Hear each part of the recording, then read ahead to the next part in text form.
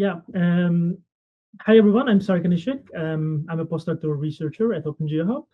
So today we are discussing the trustworthy AI because soil health products are moving from research outputs to decision inputs.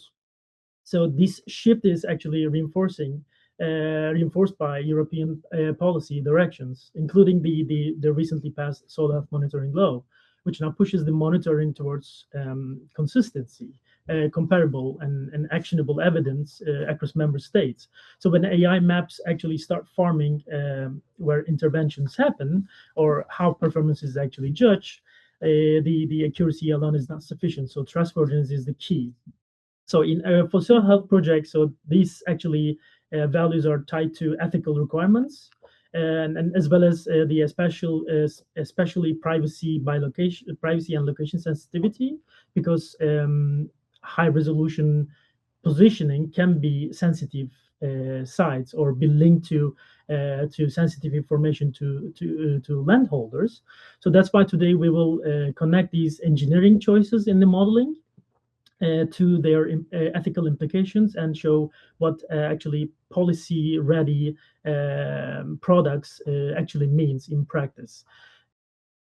Of course, concretely, a soil health project can involve highly sensitive information because we are dealing with soil observations all around Europe, and the model outputs are often tied to precise coordinates.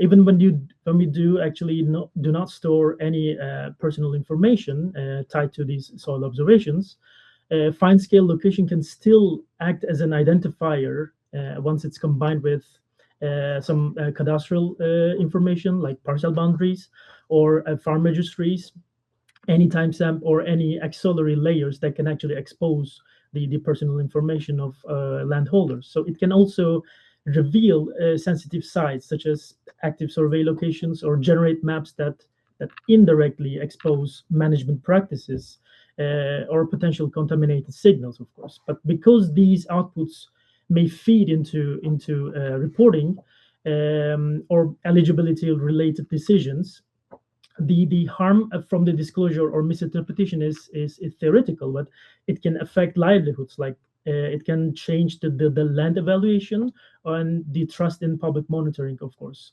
So this is why the project actually treats the geolocation as the high risk amplifier, and adopts a privacy by design as default, and some controlled access where actually needed, and of course clear documentation of intended use of AI within the project, together with any uncertainty information of the maps, both usable and defensible way, of course.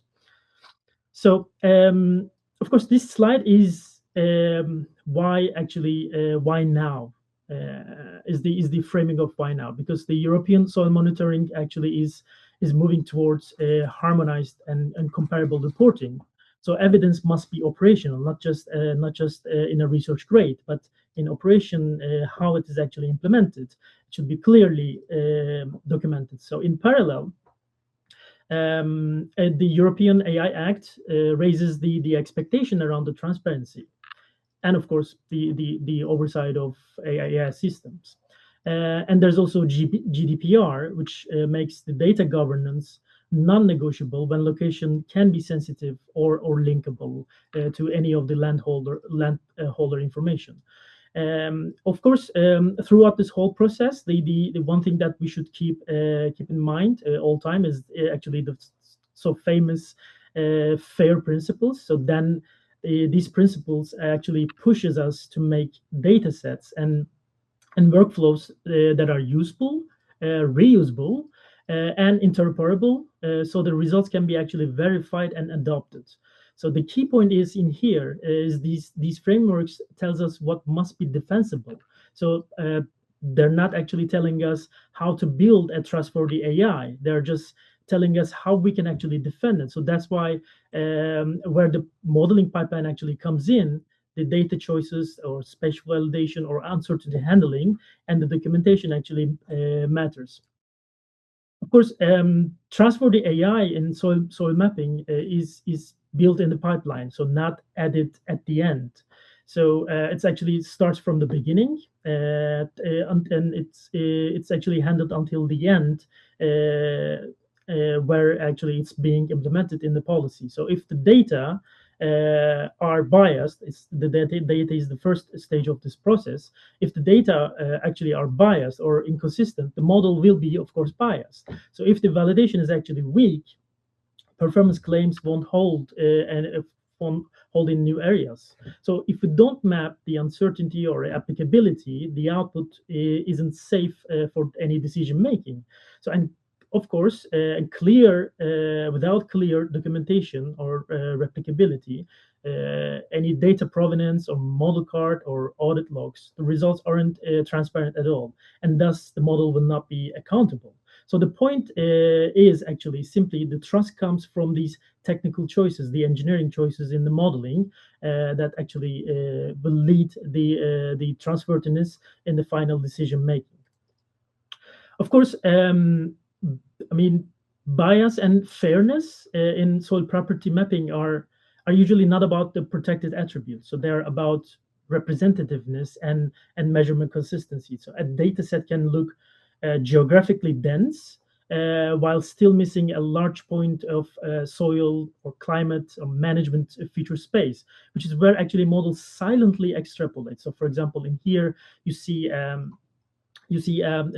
sampling design made by feature space coverage sampling, which actually tries to locate or sample not directly from the geographical representation, but actually from the feature space representation, so that actually it can capture the whole feature space, whatever the output actually area of interest is. So that's why actually having sort of random sampling or equally spaced sampling design can actually lead to a biased design actually.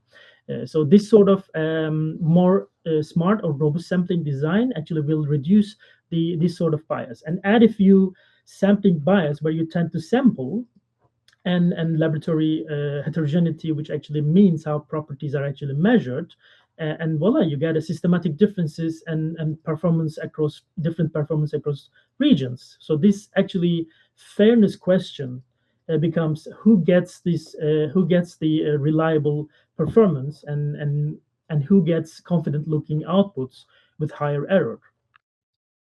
So of course, validation is actually where this question is actually being answered, becomes measurable. So a random cross validation typically overstates, and this is actually quite well known in the literature. So it typically overstates the generalization of the model because the points close in space and share environmental context that can be actually leakage into the validation itself. And of course, it can leakage also the management history of the soil samples. So this special cross-validation is actually a fairness relevant design, maybe we can say, a choice, because a relevant design choice, I would say. And its performance is in places unlike the training data explicitly where actually policy or management decisions need reliability. So this operational deliverable is not just a single root square error or any mean absolute error, a basic statistic. It's stratified performance reporting and a coverage or we can say applicability of the map that shows where the model is actually supported by the data versus the places where model is actually extrapolating. So this is the simplest way to make who gets a reliable performance visible and auditable, of course. So the other matter is, of course, the transparency throughout this whole process. So transparency in soil mapping using, of course, AI means traceability, basically. So if someone asks, why should we trust your map? Why should we trust this map? So you need to show the data provenance, what measurements or which protocols or how they were harmonized. Plus, of course, the validation regime that supports the generalization claims, and maybe model card, of course, that will help the stating the intended use and known failures in the models, if possible, with a separate testing sites, of course. So this makes actually results policy ready, not just an accuracy number like RMSE, but a chain of evidence actually is needed in this case. But of course, surveys like Lucas points are valuable for this sort of transparency because they provide harmonized, documented measurements at continental scale.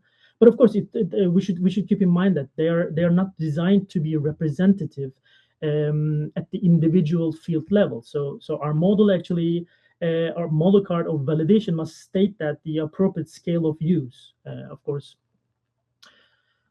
And beyond transparency, the explainability actually also plays a crucial role. So it should help answer two defensible actually questions. So what drives the model overall in a global scale, and why does it actually predicts this value or that value at any place? So there must be a reasoning for that. So that's why global explanations tells us whether the model is actually using plausible control or any suspicious proxies. In this case, of course, local examples can help interpret a prediction alongside with the uncertainty and the domain support, of course. But explanations are only responsible when they came with the limitations and failure of the models explicitly. So otherwise, they turn into some sort of a storytelling that actually overstates what actually model is capable of.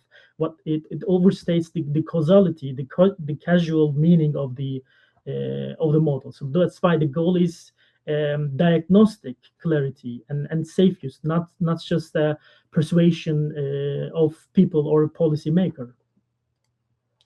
So of course, the beyond explainability, every soil map for sure should come with the confidence map.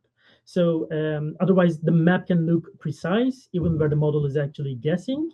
So we also need to check that if the confidence values make sense, which means high confidence should match with the low error.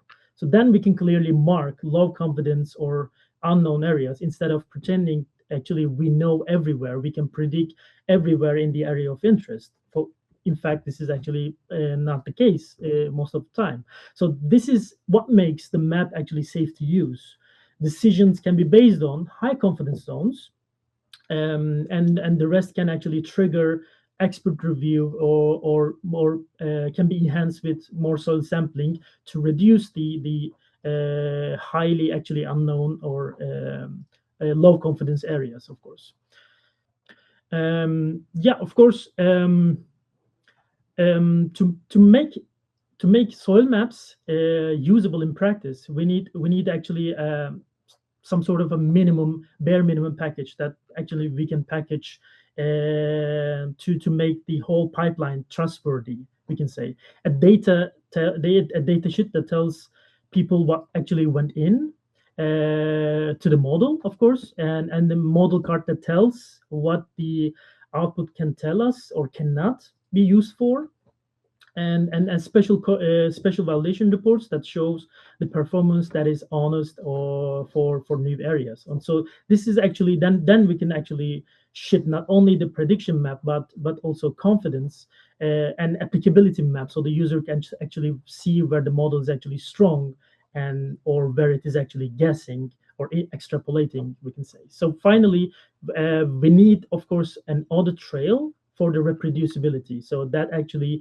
gives the privacy controls for any location sensitive information to the public stakeholders.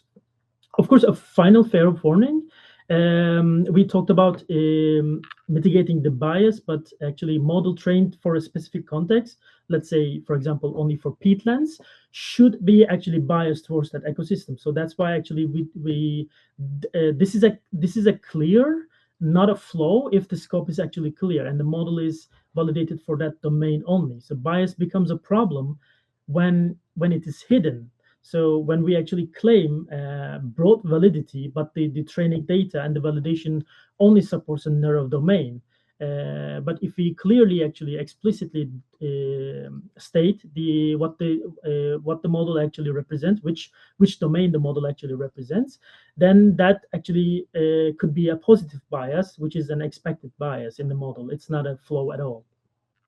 So with that, I would like to leave the floor to Dr. Ichsani Wheeler.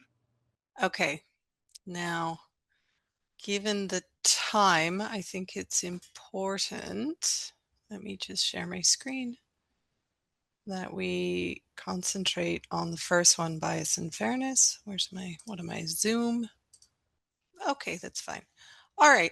Well, we will go through the first sections, essentially. We're not going to be able to get through all 5 points because we have limited time. But okay, so part of working on this project, which has been quite challenging, I think, has been this classification as high risk AI, right? So initially it seemed a bit, why would soil fall under this? How is it that we are considered, high risk? We're talking about soil, right? Because these high risk systems that are usually talked about, we're talking about things that can, as it says, seriously affect people's health, their safety, or their access to fundamental rights, right, in society. So there's an example I pulled up for some of the generative AI stuff. They assessed and classified a very large number of images generated according to the occupation of the person, right? And then they assessed, okay, of the high paying occupations versus the low paying occupations, um, how did these people look like? This is specifically skin color, right? So what we can see from this image is that actually the algorithms are essentially as biased as the society that makes them, unfortunately. And when you look at something like this, if there are AI systems that are being used to essentially screen CVs for jobs and things like this, I hope you can see from this what kind of problem that's going to create. It's essentially going to say, okay, well, the algorithm will say the only CVs I put forward are the ones that look like the others should. What does a successful person in this job look like? Okay, there you go. Based on skin color, for instance. This is a very real and concerning application of these kind of systems that you don't think about to start with, but in their use in the world, this happens actually. So I think it's important to really emphasize this, that these systems are not, we would like them to be purely ethical and purely clean and purely unbiased, but the reality is that they are as biased as we ourselves are. So when we dug into this AI Act more and was going through it and reading it, and essentially I had the impression from the media and my LinkedIn feed that Europe was ruining its competitiveness because of these heavy restrictions, unnecessarily bureaucratic, etc., etc. But the more we looked at it, the more we went, actually, to be perfectly honest, I see nothing wrong with having this kind of level of control and oversight required for high risk. And I think it's good. I think it's actually very, very good. But then we had the challenge of, how do we take what is essentially a soils project, and how do we apply this high risk AI category to it? Because it didn't make, it's not initially intuitive how that could happen. But the further we went, the more it made a bit more sense. So let's keep going. So yeah, essentially, but soil, why? How is soil high risk? Like, I'm delighted if anyone has anything to say about soil, for in perfect honesty.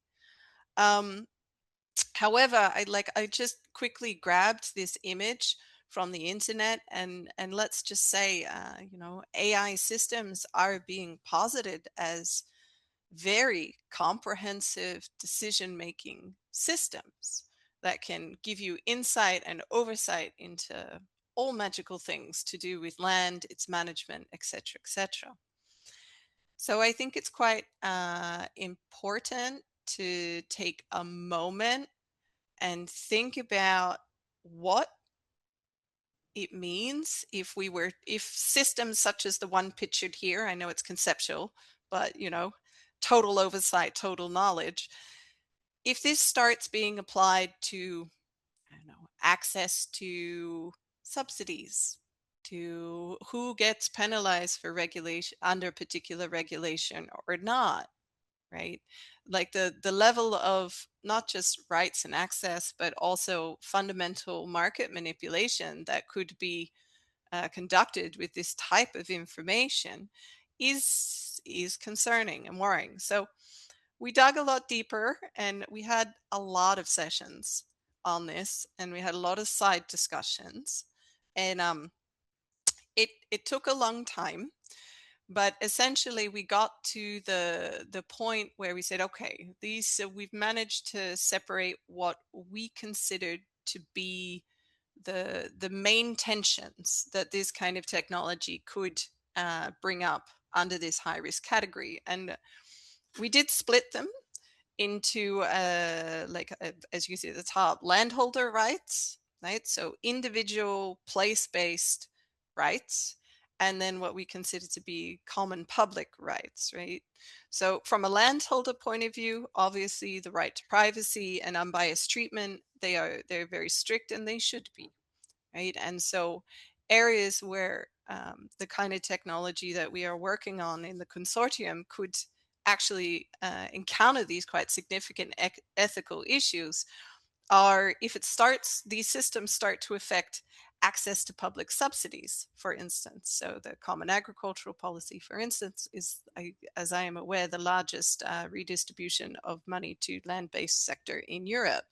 So if there are already sort of semi-AI or early AI systems that are used at a country level to determine whether somebody is eligible or not, or for which subsidy they are eligible. And I'm particularly thinking about crop classification systems.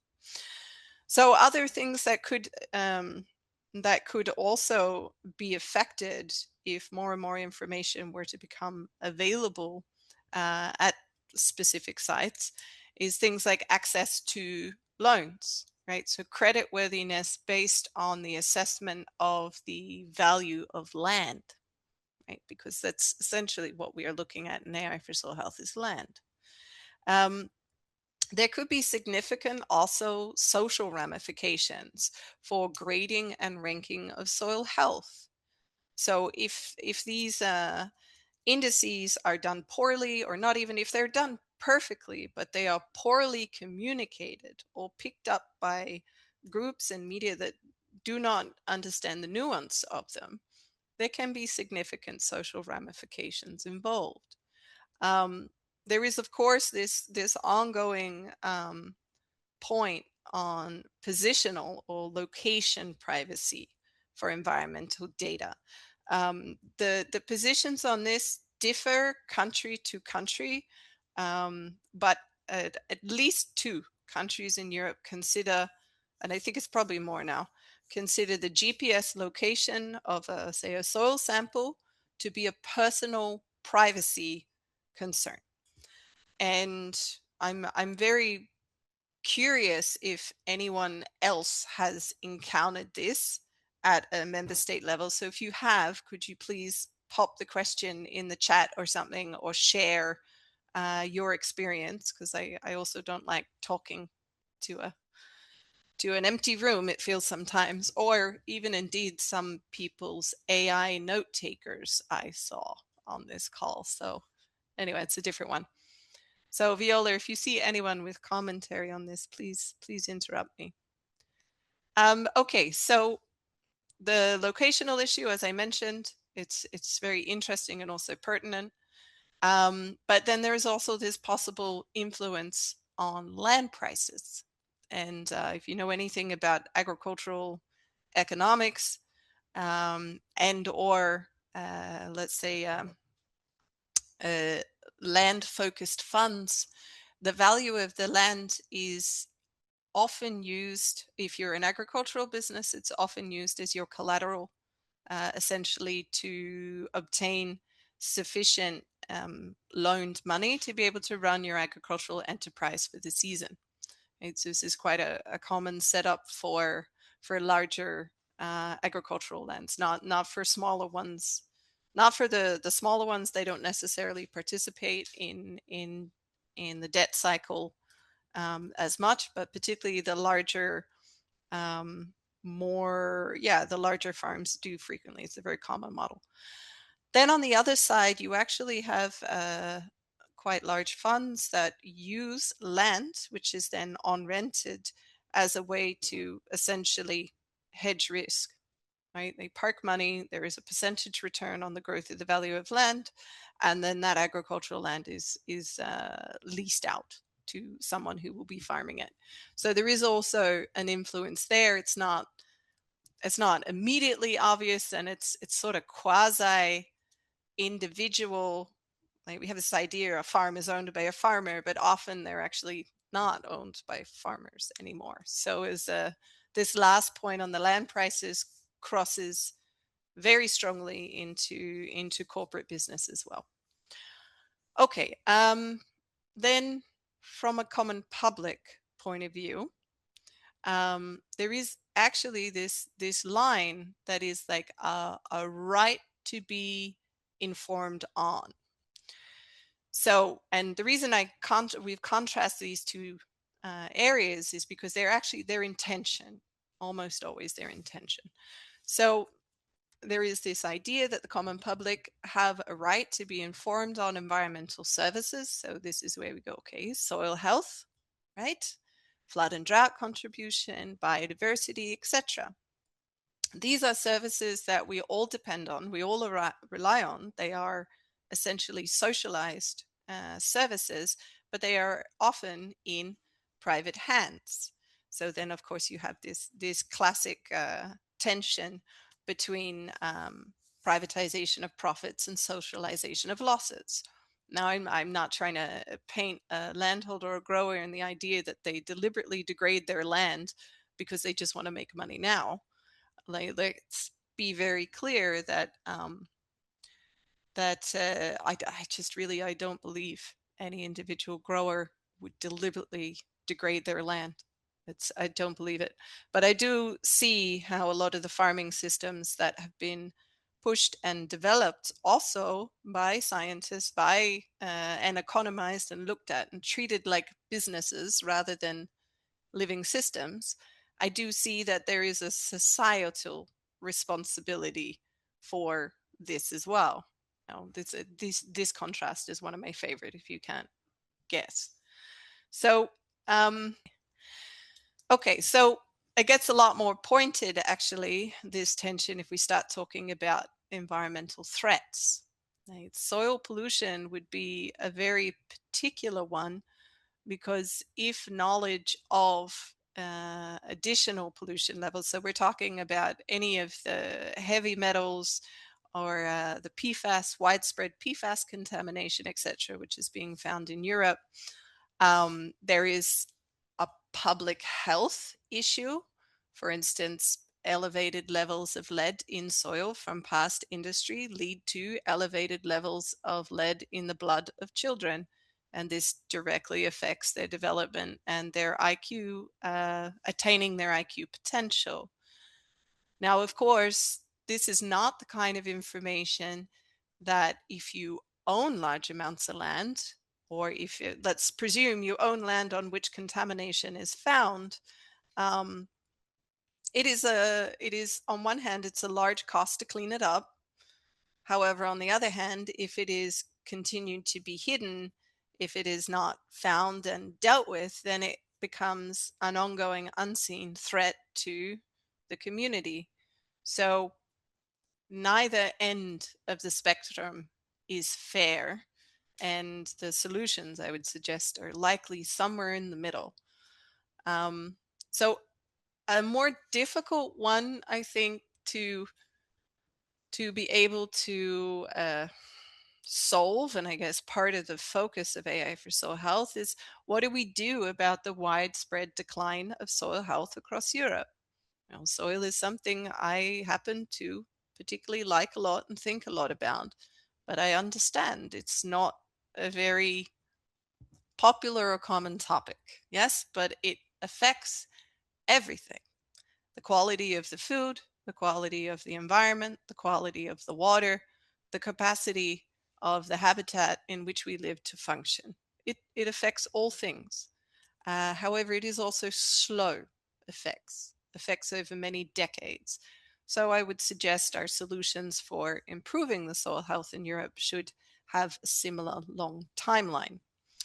So yes, also my last point about soil health in relation to local food and water quality.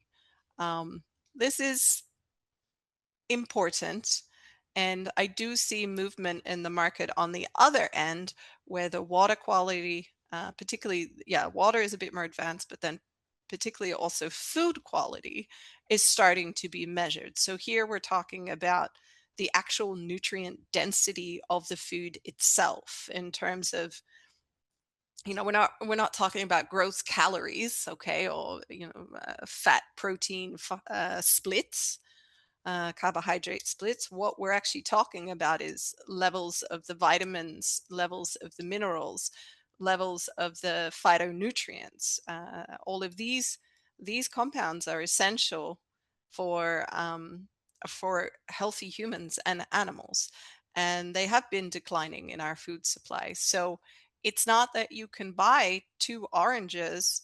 You could have the same species of orange grown in two different places, and you will have two different nutritional profiles from those oranges. So from the food side, I do see a signal coming back to the soil health side. So maybe I'm wrong thinking it all has to be dealt with via the soil lens. Perhaps the food lens and the water lens are better lenses to deal with these tensions than directly focusing on the soil or communicating in that manner. Anyway, in the interest of time, I have to move on. So if you are developing high-risk AI, there are a set of risks to be mitigated. These are a mix, what I would consider to be a mixture of good scientific practice, right, as Serkan outlined at the beginning, because this is how we are used to doing our work. But then we also have social ethical concerns that come in there as well. And some of these things are, from my side, it took quite a lot of guidance from our ethical officer, from, the consultants working on this project, to really understand how to account and work with each of these risks. It was quite a process, let's say. And we do not have time to take you through all of them. But if anyone else is going through this process, please reach out to us, and I'm very happy to talk to you about it, especially if you have tips. So, the other part that I need to outline for this project specifically is that these risks that need mitigation, depending on where you are in your technology readiness level. Yes, and I put the graph on the right, which I hope some of you are familiar with. Depending where you are, the level of mitigation needs to be appropriate to the level of technology. Yes, your technology readiness. And even though for our project, the maximum we can go is TRL 6. Okay, so this is technology demonstrated in a relevant environment. This is our maximum level. So we're not putting the system out into operational environment. We were still going through and considering what would we do? How would we mitigate these risks at TRL 6, which we need to? And then how would we mitigate them at TRL 9 if we had to? So we were doing this process anyway, because in all honesty, it's quite difficult to separate out these things. And you want to be thinking about them from the beginning.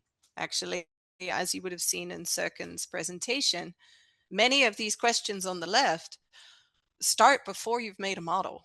They start when you're sampling. They start when you're actually in the initial guts of creating a model. It's nowhere near any of the final product, as the business people would call it. You by the time you're there, you've missed the boat on dealing with most of these issues. I think that's the main point I would like to get across with what we realized in going through this process. So if you are particularly if you are a company developing something in this high risk AI area, please look at this at the beginning, not by the time you get to TRL like 8 or 9.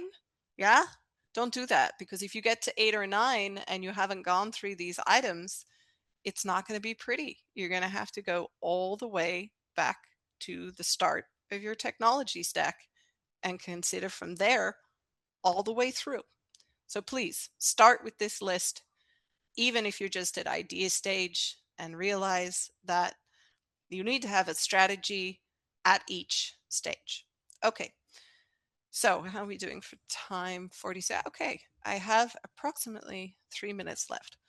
So I'm only going to go through the first one, and I've only pulled out a couple of points that we looked at because it's too much to go through the whole thing now. So like I said, if you are very interested in this, I'd be delighted to talk to you more about it. So we're just going to look bias and fairness in developing high risk AI. What is the risk, right? So the way that we were guided to do this, you take each of these topics, you categorize all your risks, and then you go, what is my preventative action at my current or my maximum current technology readiness level, TRL 6? What would I do at TRL 9? And then, I added notes on the end so I don't forget. Okay, so the first one we're going to go through is that the potential risk that EU level and national data sources, so soil data sources, may contain sampling bias. Okay, and generally they do. Any soil scientists in here who work with data and points, you would know this is familiar territory. So, first, our preventative action, and it may be a bit repeating what Serkan told you, but I hope you can. I hope you can see where I'm trying to pull in the scientific practice into going, this is an ethical assessment. So we examine the data sources for bias and we correct it where it's possible. For instance, there is in some places insertion of pseudo points where we know the value is 0 because there is no soil. But these type of models tend to be, they're dumb. There's nothing smart about them. They're quite dumb.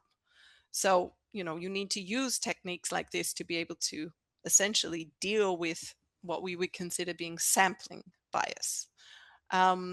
So there is also issues with oversampling in particular types of land cover, undersampling in others. And several of these types of bias, the best we can do at TRL 6, because we are working with existing data collections and data sets that are not necessarily developed for this use.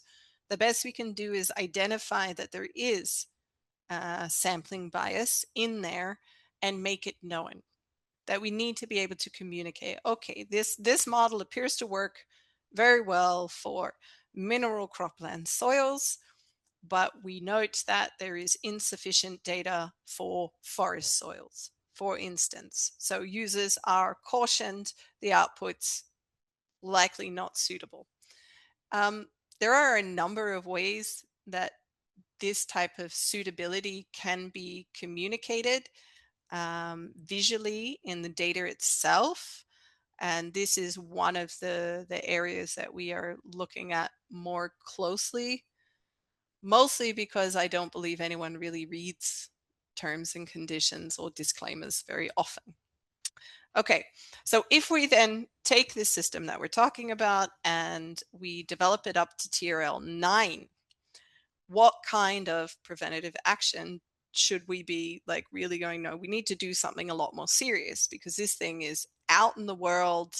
The risk of problems surfacing gets higher, and essentially problems from these type of systems are inevitable, right? They are inevitable to have problems come up. And what matters is being able to, well, number one, anticipate the problem, head it off before it becomes a problem. And then if the problem does appear, what are you going to do about the problem, right? So that's the main risk strategy in this context. So for TRL 9, we would be looking at things like recommending infill sampling strategies to pick up, say, land cover that is not well represented. We would be highlighting areas of extrapolation, trying to find, finding ways to visually communicate where, the amount that you can rely on the data, because for non-expert users, it can be very difficult to understand what an uncertainty metric is. And even if they go, okay, I understand conceptually what it is, but then often they will not understand what that number means in relation to the information they're looking at. So there are ways to embed this kind of information in your visual displays, and one of them is showing, for instance, the numerical resolution of the data. Okay, and by this I mean, so say you are predicting soil organic carbon percentages, right? And say your average on a particular area, the average is 3. There's a very big difference between the average being 3 between between 2.9 and 3.1 versus the average being 3 between 1 and 4, between 2 and 4%. Right? You understand this is a thing of numerical resolution. So this kind of embedding of the uncertainty can be put into the way that we display maps. It's a bit, I don't want to say it's a bit complicated. It's what do I want to say? It seems like a lot, and that we had to go to great lengths to work out these preventative actions. But I think the important thing to highlight is that when you develop these kind of systems, you are, as the developer, always responsible for what it does in the world. Okay, so you always got to go, what is the system designed to do? What could it be used for? How could it go wrong? You make it as good as you can for what it is designed to do, and you are clear and honest and open about what it cannot, its limitations, and then generally you would constrict its usage to the specified case that you have examined and checked over and gone over, because it's not possible to imagine every possible use of a system that you would make. But it is possible to say, well, for use A, this is the known solution space, here are the limitations, and this system is not, the disclaimer says, this system is not for any other uses than use A. Okay? So then if someone does pick up your system and uses it for B, C, D, E, and F, they are outside of the, not the permitted use, but the acknowledged or responsible use of the system. Anyway, that's a lot of words. I'm sorry. I hope you're not all asleep. So I think that what is important in this kind of systems, what I realized and my takeaway from this was that these assessments are not about finding the right answer. There's no like black and white. It is, the answer is A or it is B, and that's it. It's much more about, even though I like it when the answer is A or B and that's it, it's much easier. But this system and this process to me appears to be much more about considering a very wide range of risks, the ethical issues under them and about them that you consider to be important for this technology that you're looking at, that you are seriously examining and then applying the preventative actions appropriate to your technology readiness level, and that you are also making plans already for future technology readiness levels. This is the really the most important thing I think I learned from going through this process, was that the process itself is the point. It's not, do you pass or do you fail? I mean, it does get checked, but the more important part is the process, that all these areas are examined, that they are looked at, that they are considered beforehand, and risk mitigation is put in place. This is the most important thing I think I learned. So in the interest of time, I'm going to skip any of the others. I think there is a bit, I already mentioned this one, this misuse by others. Okay, this is just another extract on the same table. I really struggled with this misuse by others because I'm like, how can I control what somebody else does with the system that I make, right? And that's often the nervousness around sharing data, and the nervousness around, about being exposed and not knowing where the information goes, is that it potentially opens you up to misuse by others. And then there's no clear recourse, right? No clear recourse. So I struggled quite a bit here. But for us, for the TRL level, right, we provide open access data, CC by attribution, right, and reproducible code, so that the outputs can always be interrogated. The method used to create the outputs can always be interrogated and hopefully improved and developed further. And that, that those parts of the system are as open to criticism and review as they possibly are. Now, it is important to note that in this misuse category, in the work that we've been working on, there are data points which are restricted, and we don't have permission to share them. This is the GPS location sensitivity issue. So this is where the outputs are open, because you can't reproduce the inputs, and the method is open with as much data as we can put to it, so that it is able to be rerun and redone. So it's not possible to make absolutely everything open if you are also having to follow along these elements. Number 3, privacy, individual, social, and environmental well-being, particularly the privacy and the individual. It is very strong, and it is governed under other acts, GDPR, etc. And these are laws that we need to abide by. So I think last points is that, and I see I've cut off some of it, sorry. What matters on this misuse: full and updated documentation of what is considered fair use.